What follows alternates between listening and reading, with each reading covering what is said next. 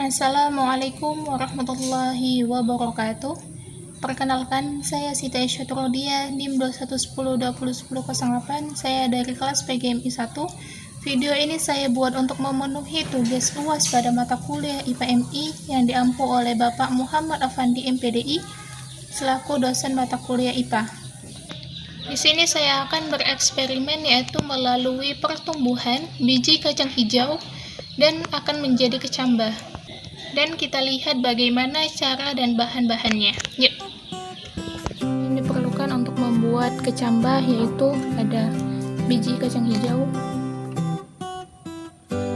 Yang kedua ada air secukupnya. Yang ketiga ada kapas. Dan yang keempat ada 2 buah gelas plastik. Langkah-langkah untuk membuatnya yaitu siapkan 2 gelas plastik kosong. Masukkan kapas ke dalam gelas plastik.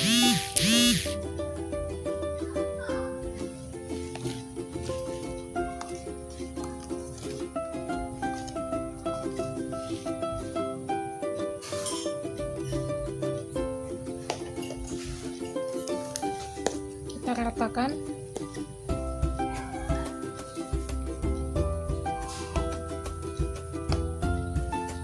Selanjutnya yaitu masukkan biji kacang hijau kira-kira 1 sendok.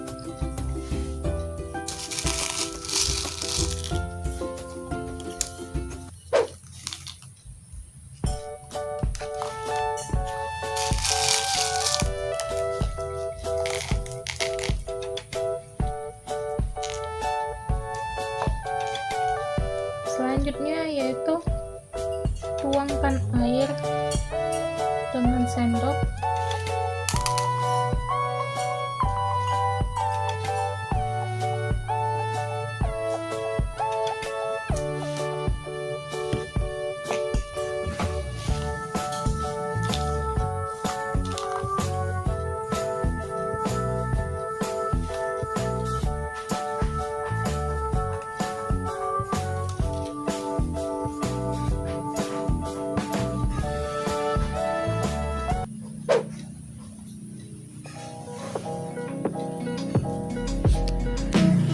Dan inilah teman-teman, sudah jadi nih kita membuatnya.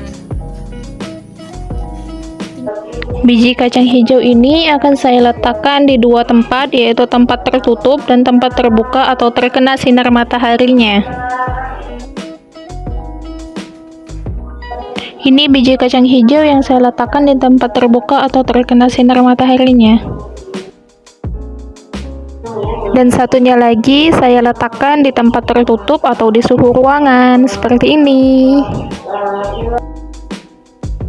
Hari ketiga, kita lihat ya, sepertinya kulitnya sudah mulai terkelupas, sudah mulai tumbuh menjadi kecambah. Seperti ini teman-teman, bisa dilihat ya. Sedangkan kacang hijau yang terkena sinar matahari baru beberapa saja yang mulai terkelupas kulitnya.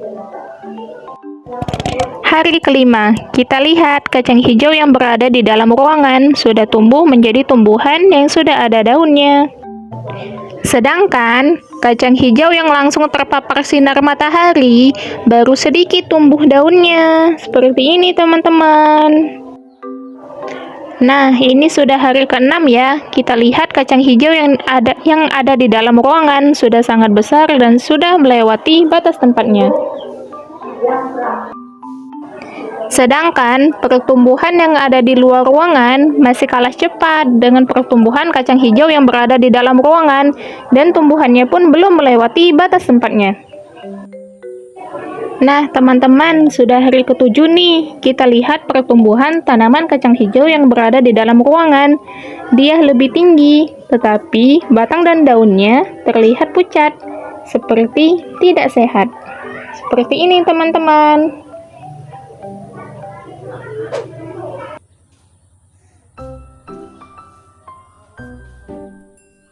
Sedangkan tanaman kacang hijau yang terpapar sinar matahari langsung terlihat lebih pendek, tetapi kondisi fisiknya terlihat lebih subur.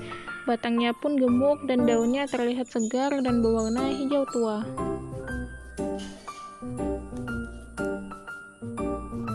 Jadi, kesimpulan pada eksperimen kali ini, kacang hijau yang tumbuh di daerah gelap tumbuh lebih optimal dan cepat karena adanya peristiwa etiologi dan tidak terurainya hormon oksin, sehingga akan terus memacu pertumbuhan batang kacang hijau. Meskipun tanaman kacang hijau ini tumbuh lebih tinggi, tetapi dengan kondisi fisik dan tanaman yang kurang baik. Batangnya yang terlihat kurus dan tidak sehat, warna batangnya dan daunnya pucat, serta kekurangan klorofil sehingga daunnya terlihat pucat.